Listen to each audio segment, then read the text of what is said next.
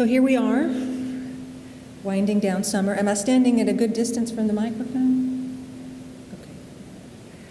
It's still break time, vacation time, and many of us are still traveling for fun, enjoyment, to see family. But really, it's only in very recent history that people have traveled for pleasure reasons. More typically, if people left home, they were working, they were trading, they were seeking something new, a new and better life somewhere else, migrating with the seasons even, in search of food if you go back in time. But there is one form of travel that has been done for many thousands of years, and that's pilgrimage. And pilgrimages are journeys that are done for the sake of reflection and connection, and those have been known for a really, really long time. For example, people have visited Stonehenge, dating back to 3000 BC, in that stone circle, which I know if you haven't been there, you can imagine it in your mind. It was set up to notice the solstices and the cycles of the seasons, but it was a destination for the community, for inner reflection. And people, when they arrived there, they thought, why am I here? What does it all mean? Look at the amazingness and the wonder of it all. How are we meant to be with one another? All of that. And for those reasons, we find people making pilgrimages tied to their religious beliefs. Jews and Christians go to Jerusalem, and Muslims go to Mecca. They make a Hajj that's required of them in their lifetime. Hindus bathe in the Ganges River. And so a pilgrimage gets people back to their origins. A lot of times it's sacred, it's emotional, a lot of times it's very physical or intense. And so by looking back at the places that they go, pilgrimages help people to live into some uncertainty and find strength and purpose as they go forward. On a pilgrimage, we renounce everything that's normal. And all our usual reality is gone, and we are going to take time out to just reassess and to experience what's happening. I feel like we need that right now in this world, in this country. It's not the first time that we've been through darkness. It's not the first time we've been through moral crisis and an upending of life as we thought it was or was meant to be. Bad things have occurred in the world, and they've been resisted and survived before. But pilgrimage now happens because there's places that became sacred, because when struggles arose, this energy came forward through the human spirit to hold the arc of the universe in a positive, loving direction. And so there are locations that have become iconic because they carry the weight of these transformative historic events, and they inspire us to be able to go forward. Not just Jerusalem or Mecca or India, but places like Concord, Massachusetts, or Wounded Knee, or Normandy in France, or Vietnam, or Stonewall. Can you name any places that are iconic for you, that are sort of you would like to see called a pilgrimage destination? Any of those places ring a bell with you? But knowing about those places help us to deal with what we're going through now. And on pilgrimage, we remember the courage of the people who did the things that were done there. We draw strength and inspiration from history. And as Unitarian Universalists, we may hope to respond to the challenges of our own time, not only with integrity, with a similar kind of bravery as this world and this time unfolds. Because there's power in placing our bodies where we can stand very close to originating energy, to where the eternal asserts itself in the physical world, places where breakthroughs happened. In such places we feel the unfettered presence of whatever we call the divine. And so sometimes we find that a particular place is just calling us, and we need to go there. It's calling us heart and soul, and we need to go there to sort of recenter ourselves and to find the energy to go forward. Well, one of the places that I always recognized as sacred was, as I said, Selma, Alabama, because in the 1960s, Black Americans and their allies focused their struggle for equality and civil liberty in the South, in Birmingham, in the capital, Montgomery. And so I grew up not too far from there in Middle Tennessee. And I knew that black children my age were not able to attend my school. Their school was a rundown building that wasn't very adequate. It only took them through the 8th grade. And so as an adult, I always hoped to make a little pilgrimage to Selma, to honor the freedom fighters and to remember their accomplishments. But, life is busy. You don't always get around to doing these things. But in January of 2017, I was called to go to Selma in a way that I really just couldn't turn away from or deny any longer. And so when I say I was called to go to Selma, I know that sounds kind of like woo. It's kind of new agey to say you're called to do something. But don't roll your eyes. Hear me out. I had been living in western North Carolina for many years, and periodically I would come to visit my family who was here in the Houston area. And so I would take the road from Asheville, North Carolina, down through Montgomery, down through Mobile, and then make that right turn on Interstate 10 to go to Houston. And I would always pass the turnoff to Selma, but I would always say, not right now, too busy. But this day in January, I was headed back to North Carolina after a Christmas visit here. And driving on Interstate 10, and I was feeling pretty low because I was pretty sure then that my marriage was ending. And I didn't know exactly how it was going to all play out. I didn't know what was going to become of me. And I was trying to shield my family from a lot of the ugly truth and deal with it on my own. And so those are the days when, if you've ever been through some sort of a crisis or trauma, your body's just running like an overheated engine. And you can't sleep, and tears were just under the surface at every moment. Well, that was the case with me, and as I drove, I heard on the radio that Donald Trump, newly elected but not yet installed, was speaking at the new Civil Rights Museum over in Mississippi, and that just depressed me even further. And so as I made my way, the temperature began to drop, and it began to snow, which it really rarely does in the Deep South. And the roads were getting very icy. And just then I saw flashing lights, and some Alabama state troopers were throwing up signs saying that they were going to close the interstate. And there was a big red detour arrow that was pointing me to an exit. And when I looked at where I was being sent, I saw that it was the road to Selma, and that I was finally going to make that long overdue pilgrimage. So I definitely felt that, laughable or not, this was sort of a divine intervention. And through the pain that I was in, I began to get excited. I was being called to go to Selma. And I was going to stand in the presence of all of that overcoming energy. And I was going to walk the Edmund Pettus Bridge, where John Lewis and the freedom fighters had clashed with the police, and where they had been beaten up, but still strode arm in arm down the road to Montgomery, saying yes to the fight and singing for joy.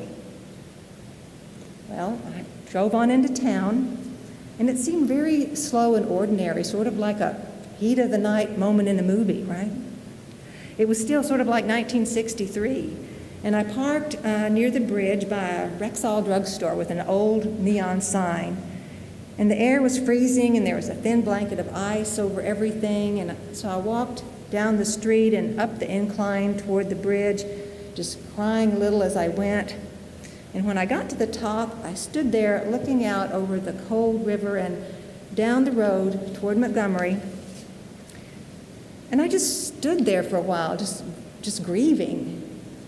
And I grieved for myself, and I grieved for the nation. I grieved for all of the failures that seemed unfixable or difficult.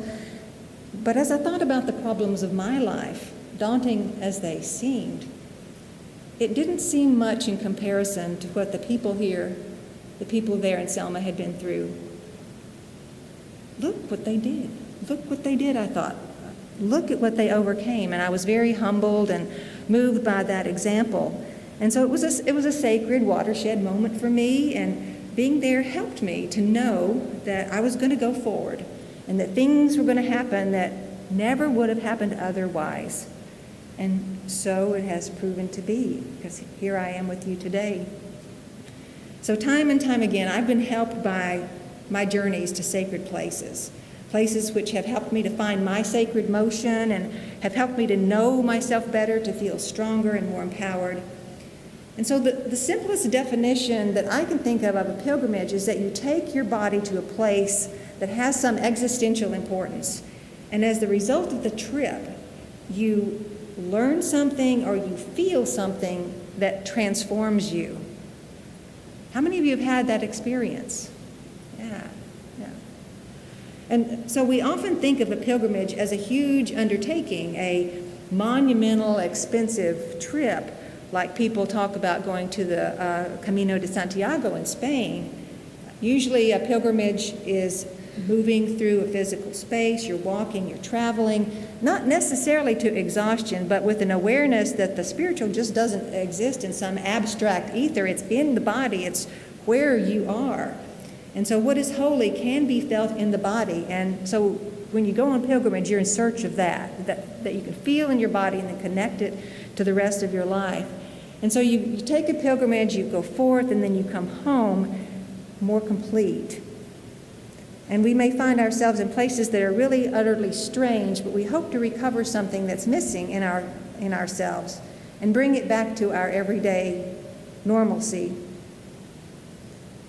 And so one of the themes I have wanted to explore in my pilgrimages travels, as well as in my ministry and my chaplaincy, is the problem of separation. Why are we so divided from ourselves? Why are we so divided from one another? And what is it that we can do to bring about connection and reconciliation? Because we all hope to be able to be calm and whole within ourselves. And so I wanted to know more about myself. I wanted to know what I was made of, where my determination and independence came from. And so I've taken other pilgrimages. I took one to Avery County, North Carolina, which is up in the far western corner of the state, and it's very mountainous and remote. And I went down these old country roads and found all of my ancestors dating back to the 1700s out in these little graveyards that were in the middle of these Christmas tree farms. You would see this big Christmas tree farm, and way in the distance you could see the little gravestones and the cedars of Lebanon cropping up in the distance. And so I found out that my earliest ancestor that I could find had been in the Revolutionary War and had fought at the Battle of Kings Mountain. And then when he was in his late 50s, after he had helped to overcome the tyranny of a king, he walked 100 miles back to his wife and his farm, and he lived there until he was 114 years old. And so I connected that experience to my own energy, to my own DNA, and I felt his love of nature, of solitude, of freedom. And so that region became a sacred space for me. And my trip there told me more about who I am, and it brought me a lot of clarity. But I will say there's always a caveat whenever you take a pilgrimage that becomes part of our learning. In Alabama, I went around with this really deep appreciation for the liberation work that had been done, but I also had sadness that it was my forebears, some of whom were Confederates, even racists in my own lifetime, who had caused a lot of this injustice and dysfunction, right? And then when I was in North Carolina, I had to come to terms with the fact that the white settlers had wrested the land away from the native Cherokee, had conquered and subjugated them, and I had benefited from that wrongdoing and was complicit. And in the course of time, it seemed like the white people were always supposed to be there, but that was not the case. And so there's always going to be something that we need to heal, but there's also always something that we need to own. And so I welcome the opportunity to explore failings as well as successes in pilgrimage.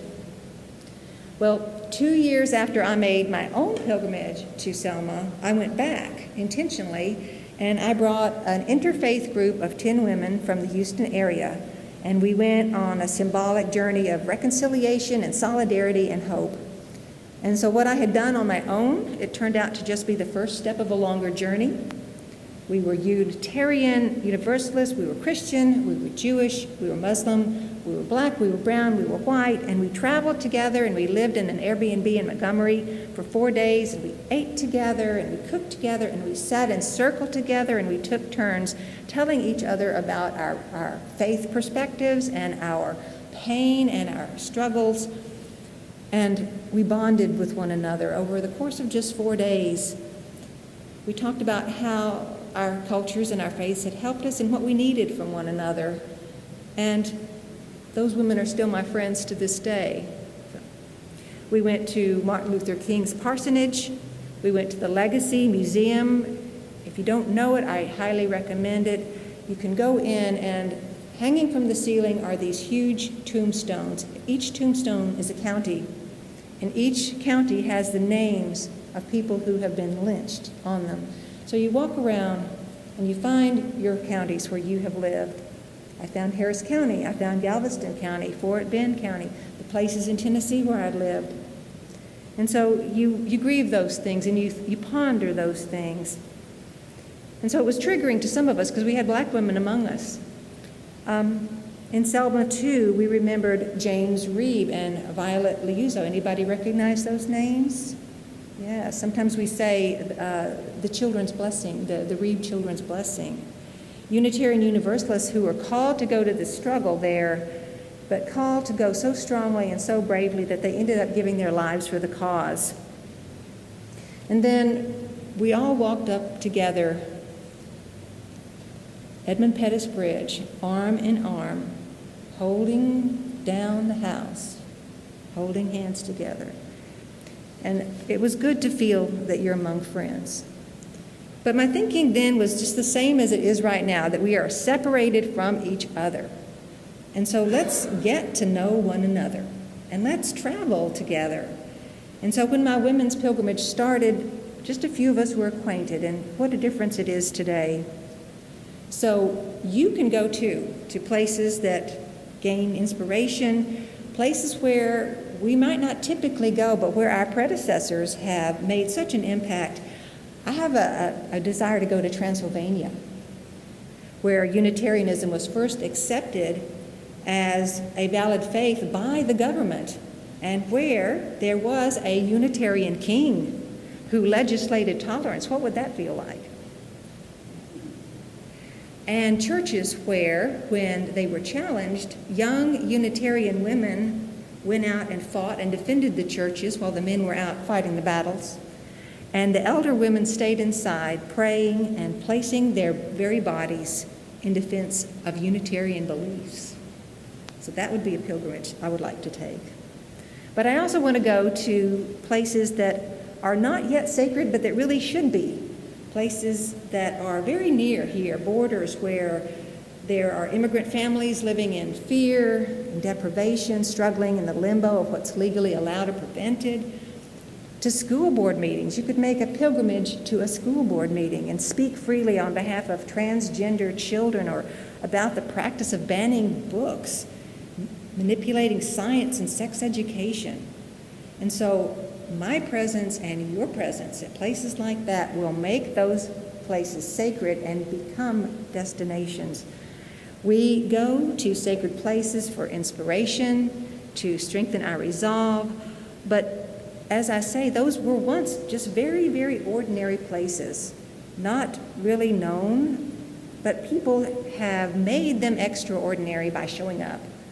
They placed their bodies and their voices on the line. They set aside their anxiety that they had and their fear in favor of some unshakable truth about how we really ought to live. And so right now we're called to recognize that what we do now in these hard times will inspire the travelers of the future. As things unfold in the next year and the years to come, we need to find our energy and our bravery and know that our congregations and our communities will look back and see that we, in the place where we live, have responded to the call of our time. And so on our pilgrimage to Selma, we went to 3 different churches, places that really were unremarkable. They were only sacred to the people in that community, small congregations. But they have become national pilgrimage sites because of the role that they ended up playing. And so we went to the 16th Street Baptist Church where little girls were killed by a white supremacist bomb. We went to Brown's Chapel in Selma where the Freedom Marchers started on the road to Montgomery, and we listened to a woman who was only a teenager when she had decided to take up the call herself and march with others. And then we sat for Sunday service at Rosa Parks Church and listened to a sermon that took its text from the book of Isaiah, chapter 43, which says, God will create a new thing. And as the minister repeated that phrase, we listened and we could feel, as it was repeated, that it was true and that whatever hardship there was going on now, it wasn't going to last, that we were energized and that we would be part of the new thing that was coming but that was not yet here. And so I felt all of that mobilize me to stand. I feel it anytime I need to stand at the beginning of a path and go forward and just know that right is on our side and we can do it. And so pilgrimage helps us to move through these periods of grief and pain, and it helps us to recover what we're capable of. And it acknowledges that both and, that fear and the grief and the hopelessness, which a lot of us feel in our country today, right now, alongside the possibility of transformation and love. And so we have that within ourselves, and we have that within the sacred spaces of our friendships and our congregations. And pilgrimages remind us of the commitment that we have to one another and of our unshakable values and principles, of our bonds, and of the wisdom and resources that we bring to each other and to the places where we live. Well, when I was first called to go to Selma, I knew that I was entering a time in my life when I would really be very unmoored, when everything was going to be really new and strange. And I was on a trip to somewhere.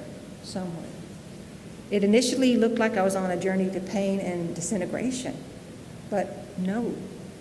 I was on a journey to become my best and my truest self, and I was on my way here. And so are you all in this moment. So we're in a time when there is much unsolved, and our first impulse in these days may be to just run away or to shut down or to move to Canada. But through our pain, let's begin to get excited. We are about to find out what we're made of. Joseph Campbell wrote that if you can see your path laid out step by step, it's not your path. You make your path with every step that you take, one right decision, one brave choice at a time. And so know that we're not the first to go through these times, and we won't be the last. We know that we have the sacred spaces of our lives and our minds and the sacred places where our communities count on one another.